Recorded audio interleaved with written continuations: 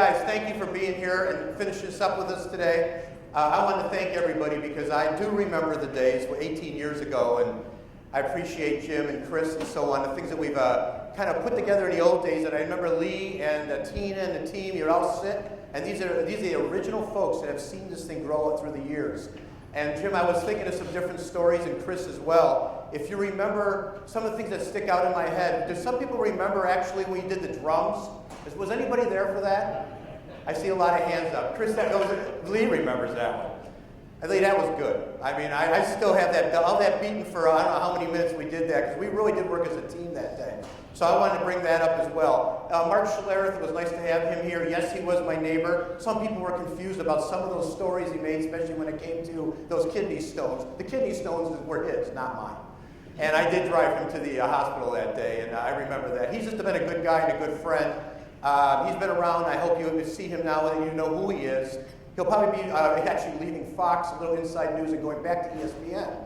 So you'll be some of the first people to know that, so keep an eye on that as well. Guy Williams, where are you sitting here? Guy, you made a story that I thought was kind of fun. 18 years ago, I did a presentation on 20 ways to motivate your TSRs. Remember, we used to call them TSRs or CSRs or collectors at the time.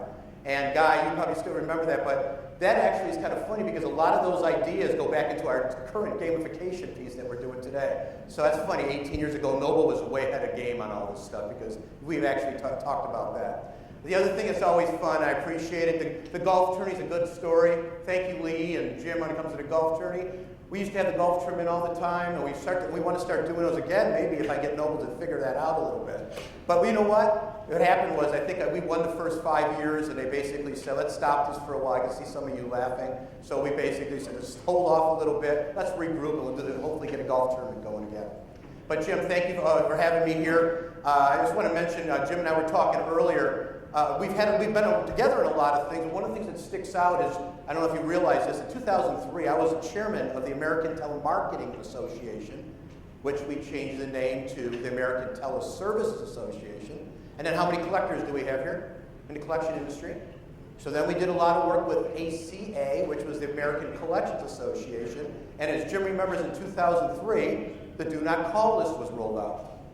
So for those who remember that, either you as a consumer or you as involved directly, we had the Do Not Call list.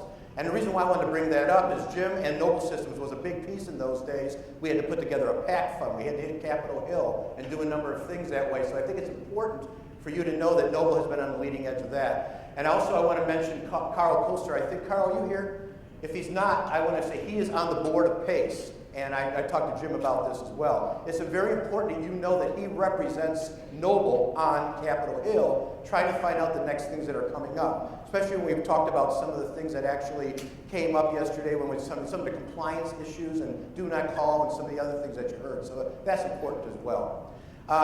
Chris Hodges, I always thank. He's not only a good friend of mine, but he's a good part of the family. He actually, and where's Abby? Are you here? There she is. How long have you been working with me when you guys were at NSDI? Yeah, how many years ago was that though? 17 years ago. So I was also a client of theirs, as Jim remembers, when they had their call center, Noble used to practice what they preached.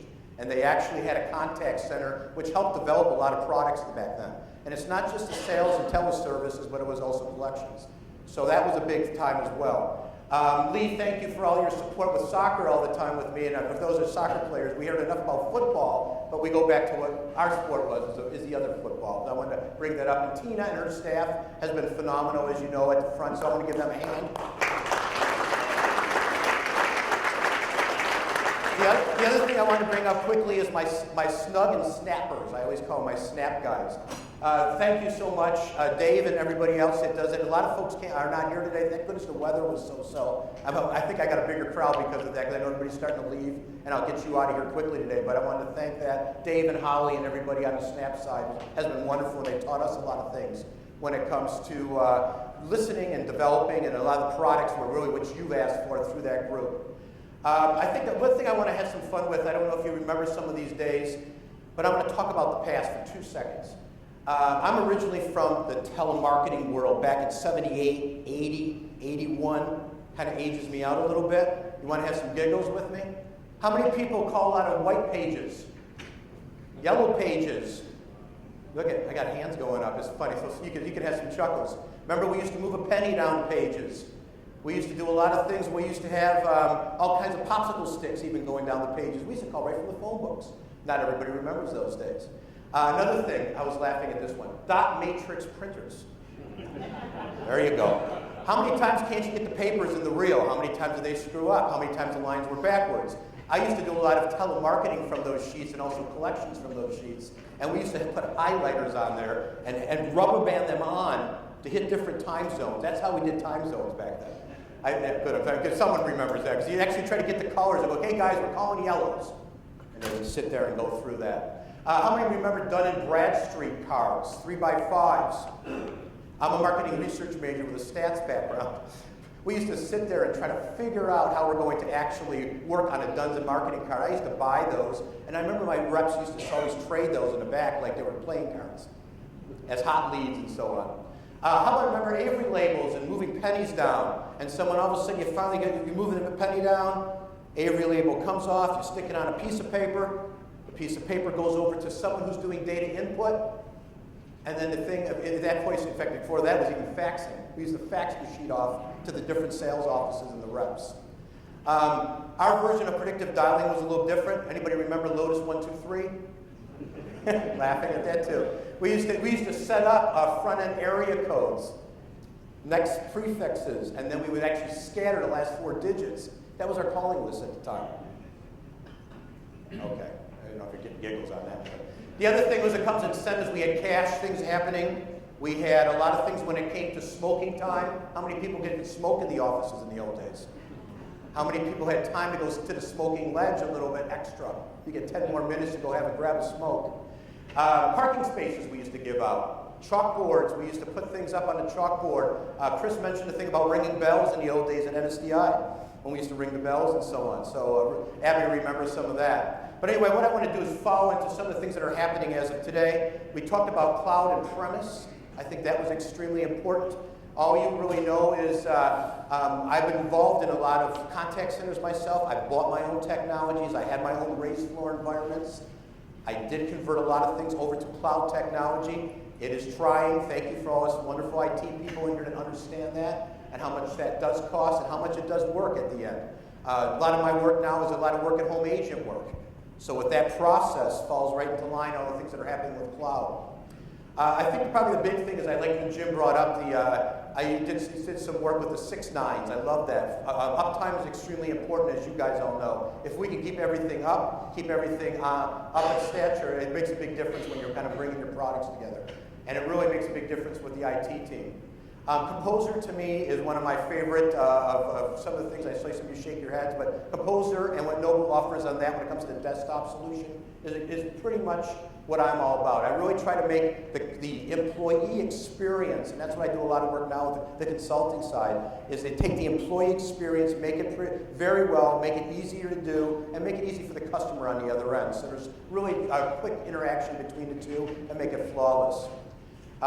Leslie, are you still in here? Well, she was up here yesterday talking about vodka. I was looking for her. I love that vodka story.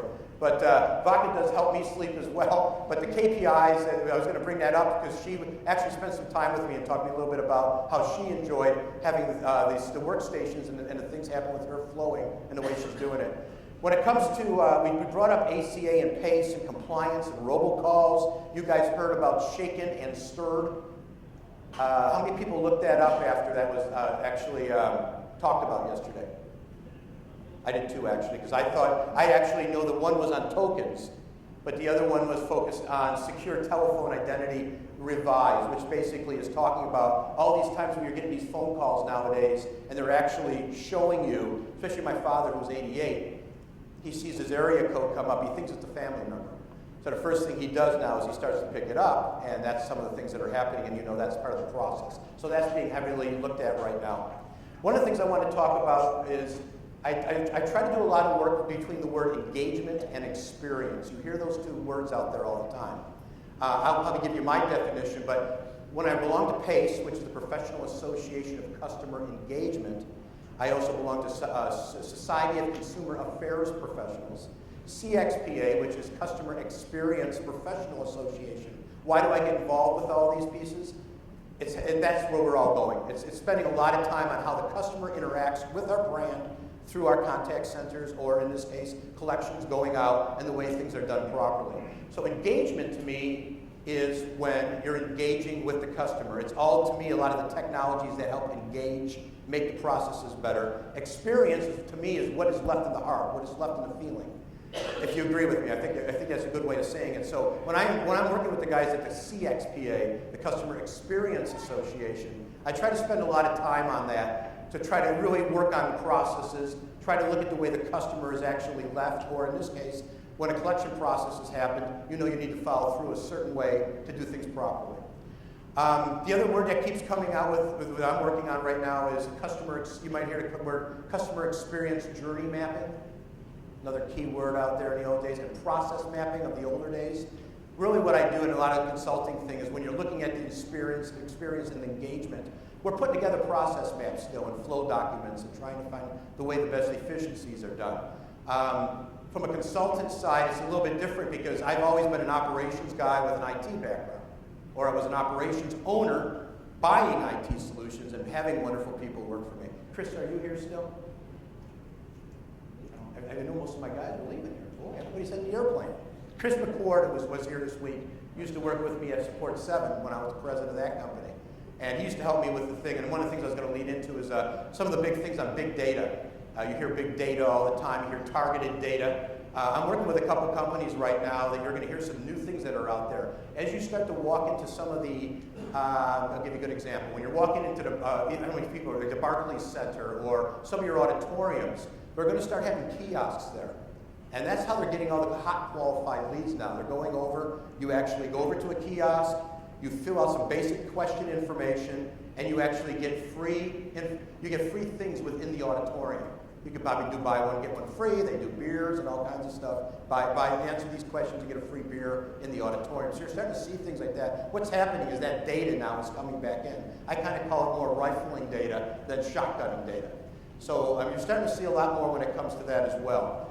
One of the things I was going to talk today about too, how many people are actually in operations? So I don't know if you've been using this, but there's an app that I've been looking at, and I use it for a couple of my businesses. You ever heard of an app called OpenSimSim? If you want to jot that down. I don't see any heads moving. What I do is that's basically an app for employees. I actually have that on my phone, and I can actually see now everything is done automatically by mobile. And I can see when people are coming in late, not checking in, even if it's work at home agents and so on. And it really is a great way to kind of manage your thing. And that's called OpenSimSim, if you want to check it out.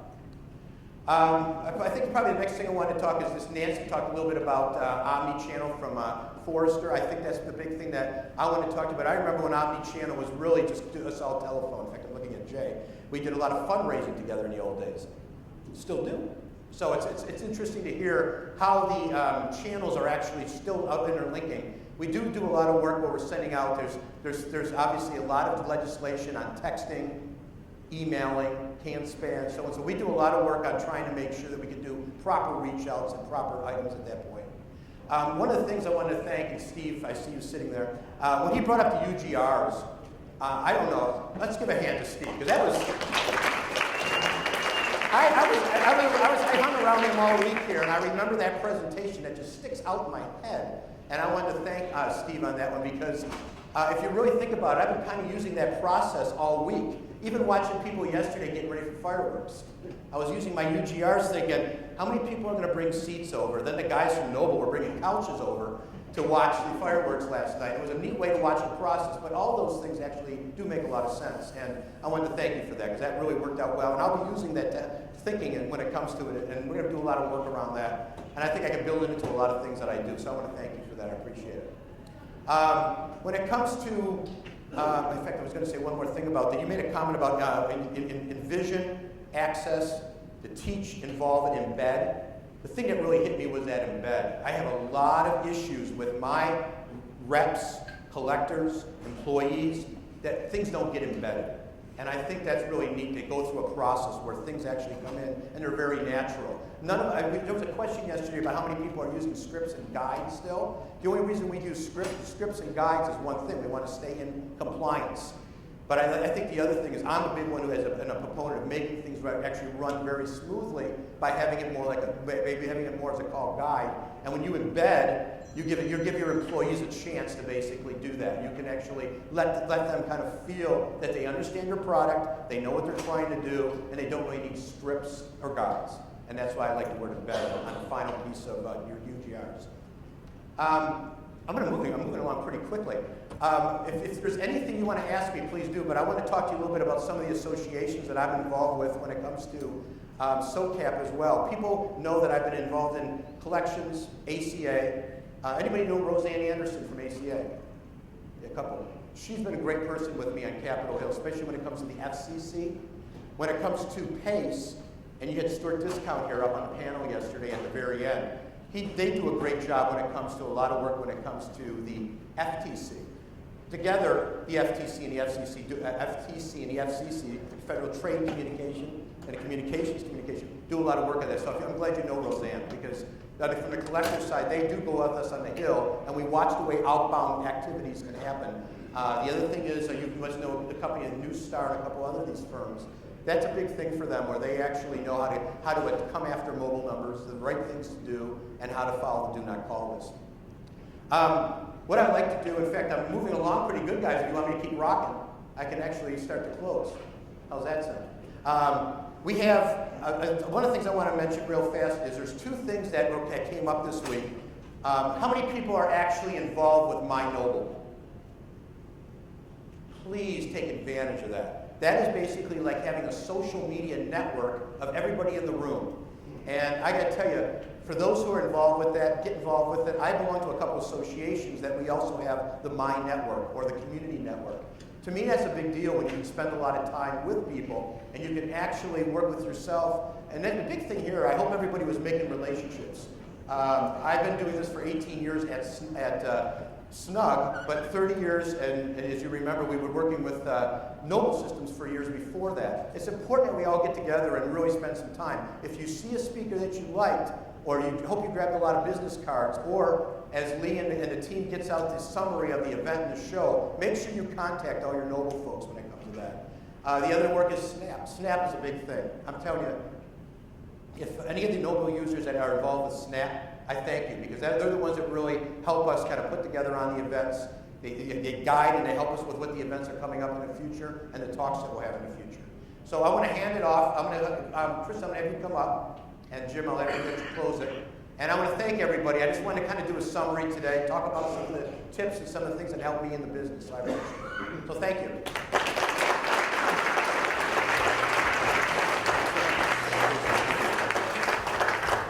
All right. Well, thank you so much.